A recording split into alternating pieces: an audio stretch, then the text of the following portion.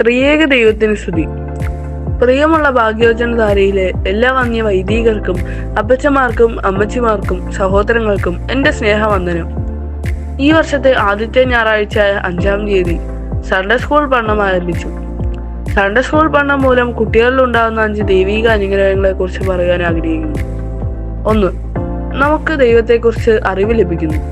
സദൃശവാക്യം 1:7 ഇങ്ങനെ പറയുന്നു: യഹോവ ഭക്തി ജ്ഞാനത്തിന്റെ ആരംഭമാകുന്നു. 2. വിശ്വാസത്തിൽ വളരുവാൻ ദൈവം അനുഗ്രഹിക്കുന്നു. ഗലാത്യർ ലേഖനം 3:26 പറയുന്നു: യേശുക്രിസ്തുവിലെ വിശ്വാസത്താൽ നിങ്ങൾ എല്ലാവരും ദൈവത്തിന്റെ മക്കളാകുന്നു. 3. നമ്മൾ ദൈവസ്നേഹമുള്ളവരാകുന്നു. 1 യോഹന്നാൻ 4:16 ദൈവം സ്നേഹം തന്നെ. സ്നേഹത്തിൽ വസിക്കുന്നവൻ ദൈവത്തിലും ദൈവം അവനിലും വസിക്കുന്നു. 4. നമ്മൾ നന്മയുള്ളവരായി വളരുവാൻ ദൈവം സഹായിക്കുന്നു.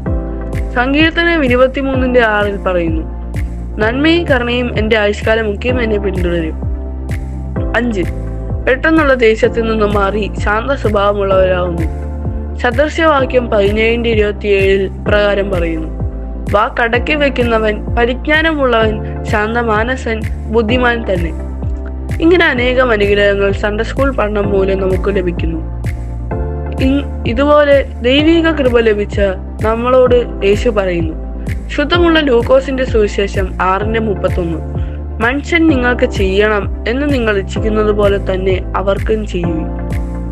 ഈ ഭാഗം വായിച്ചപ്പോൾ ഞാൻ കഴിഞ്ഞ ആഴ്ച വായിച്ച ഒരു കഥയാണ് ഓർമ്മ വന്നത്. കഥ നമുക്കെല്ലാവർക്കും ഇഷ്ടമല്ലേ? 3-ാം ക്ലാസ്സിൽ പഠിക്കുന്ന ഒരു മകളുടെ കഥയാണ്.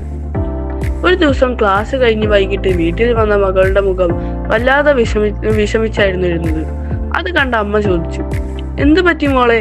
മകൾ വലിയ വിഷമത്തോടെ പറഞ്ഞു: എല്ലാവരും വലിയ ഗൗരവത്തിലാണ്, ആരും എന്നെ നോക്കി ചിരിക്കുന്നില്ല.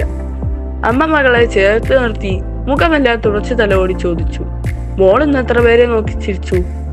അവൾ പറഞ്ഞു: ഞാൻ ആരെയും നോക്കി ചിരിച്ചില്ല, ആരെങ്കിലും എന്നെ നോക്കി ചിരിക്കുന്നുണ്ടോ എന്ന് നോക്കിയിരിക്കുകയായിരുന്നു ഞാൻ.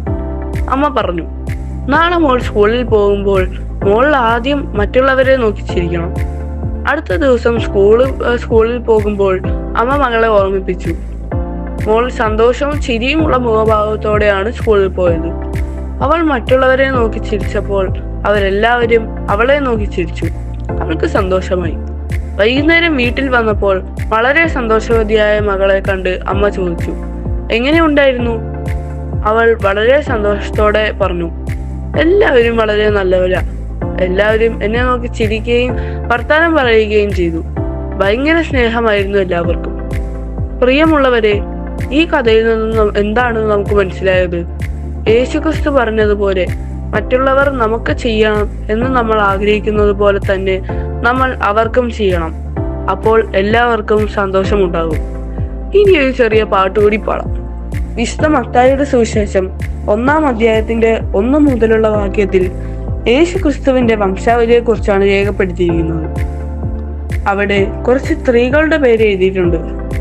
എത്ര സ്ത്രീകളുടെ പേരാണെന്ന് അറിയാമോ? 5 സ്ത്രീകളുടെ പേരാണ് എഴുതിയിരിക്കുന്നത്.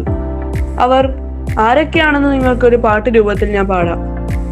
നമ്മൾ ഓശാന പെരുന്നാളിൽ പാടുന്ന ഓശാന ഓശാന എന്ന പാട്ടിന്റെ ട്യൂണിലാണ് ഈ പാട്ട് പാടേണ്ടത്.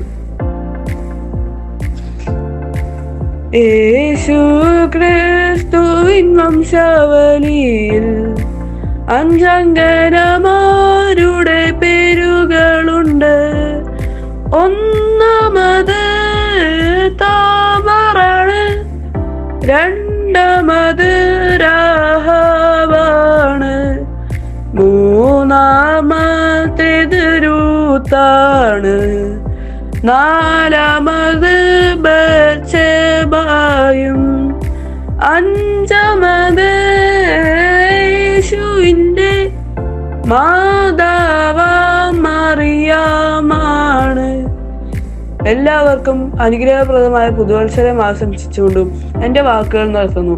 ദൈവം നമ്മെ എല്ലാവരെയും അനുഗ്രഹിക്കട്ടെ. എൻ്റെ പേര് റോഹൻ തോമസ് എന്നാണ്. ഞാൻ കളമശ്ശേരിയിലുള്ള തോമസ് ജെയിന്റെയും അമ്പിളി ജെയിന്റെയും മകനാണ്. 9-ാം ക്ലാസ്സിൽ പഠിക്കുന്നു. നന്ദി.